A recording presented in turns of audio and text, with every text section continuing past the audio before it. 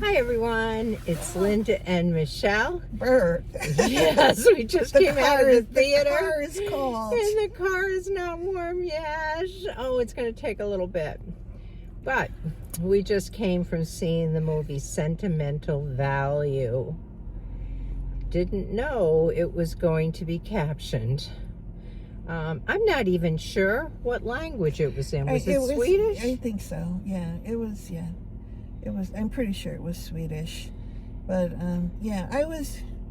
Is it Swedish or is it Norwegian? What's the language? Norway. I don't know. I think it might be Norwegian. I don't know. I don't know much difference between those countries, but obviously. I don't know what the language is called. You got Norway, you got Sweden, so I guess it could be. Yeah. Then I you don't got know Finland, what the language then you was got called. Finland, and it could be Finnish. I'm not sure what they were totally speaking. I want to say Swedish, but could be wrong. Yeah. When the movie started, I was really disappointed that it was closed caption. I didn't expect it, and not that I hate closed caption, because I don't. I even watch it at home a lot, but I didn't expect it in the theater, and it takes me a while to adjust. I don't know about you. Yeah, it does me too. Before and then it's like automatic after a while, and you're not even, reading really. Your brain is reading all by itself. My problem is that I have like a reading processing disorders, and it's difficult for me to pay attention to what's going on the screen and read their emotions at the same time as I'm reading the caption, So I either lose the caption or I lose the emotion of the movie. Yeah, I could understand that, but and then it took me a while to get into it. It's a very emotional movie. So many different emotions were flying around in that movie. It was just roughly, it was a family, basically two sisters, and an estranged dad. Very estranged dad, and the mother. The girls had lived with the mother, I believe, and then she died. So it was them, and their father resurfaced into their life. He was a screenwriter, director, and he didn't write the story. I guess he wrote it too, okay. but he was definitely a director. Yeah, but I thought that particular one he might have. Right, I thought that was the gist of it in a way. And one of the girls, the older girl, Nora, she became an actress because that was basically what her father was involved in. But they had it appears, not a very good childhood, the young girls. There was fighting of the parent before a divorce happened, and a very absent father, and it truly affected the older girl in very, I don't know, she had problems. She had problems adjusting in life, while the younger girl did not so much. But the father returns with a script that he wrote, and he really wants the older daughter to do the lead role because he said he wrote it for her. Yeah. So. And I don't know if we can go much further than that, because I think you should see the movie. Yeah. But it really is the story of a historic like a family and all their history, and the house. It starts focused on the house and the history of the house, and what took place in that house over generations, and how we got to the place we are today with this family estranged. Yeah. There was one piece that I either missed something or I didn't totally understand. The scene on the train with the girl and the boy was left behind. Who were they? Okay, what that was is the father, many years ago, I think they said 20 years ago, this was his big one-time hit wonder. That was a film he made. Okay.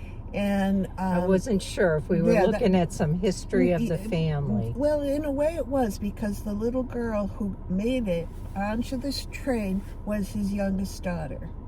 Okay. She was playing that role.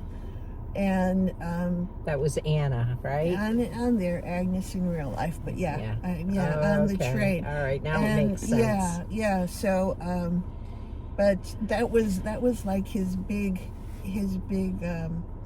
moment, Yeah. I think. And I think he pursued his career in many ways, but nothing compared to him anyway. In his heart, he really loved seeing his daughter be part of his film that he made at that time, even though she didn't pursue it. It's a tough movie because you really get involved in the people's emotions. I mean, you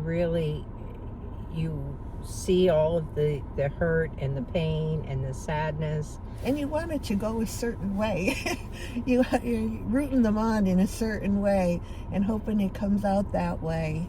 Yeah, but it's not as predictable as you would think. No, it really wasn't. So I liked it a lot. I did. Too. I really enjoyed it. And so how would you rate it? I'm giving it an 8. Yeah, I would even go a 9 if I hadn't had to read the subtitles. The subtitles really ruined it for me. Although I understand there was a little bit of English in the film, just a little bit. But you understand why, because at one point somebody even says to this man, this director, this guy, the father, you don't want this film. This film shouldn't be made in English. You don't want it to be in English, the film that he's creating at the time. And you kind of understand at that point that why this film wasn't translated, why it wasn't done in English, because it really was important to them to have it a certain way. I don't know. Yeah. It was. Well, just a little tidbit. Like you said, Linda says we don't want to tell you too much, but at some point he did get another actress to play the role that he wanted his daughter Nora to play, and she was an English woman. Yeah. So that's when they kind of transferred his script into English so that she could do it. Yeah. And then somewhere along the line there, she realized herself that it needed to be done in the language that this man that spoke. It was written immediately, Yeah. initially. Yeah.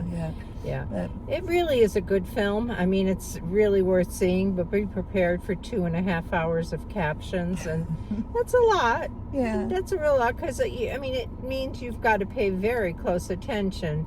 And sometimes I don't read as fast as those captions come up and disappear. Honestly, I really thought they kept them up there longer than some like when I watch on TV sometimes with the closed captions, and they go so fast I don't get them. But this one, they were kind of big and they were kind of slow, and it was enough. like enough like emotion and acting that to like right. Yes, that the dialogue didn't need to be extreme. You know, you could kind of figure out what was going on. Yeah, there were a lot of emotional pauses throughout the movie. Yeah. So we say go see it. That's what we say. But be prepared. And I guess that's it. All right. And we're done. I think we're done for the weekend, though, right? We are. I don't know what's coming in.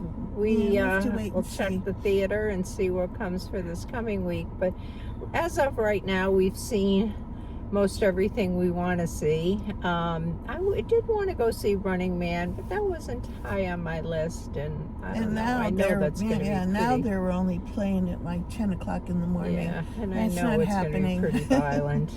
Yeah. But anyhow, so that's it. That's what we got. Take care of yourselves. Stay warm. And we'll catch you next week. Bye-bye. See you soon.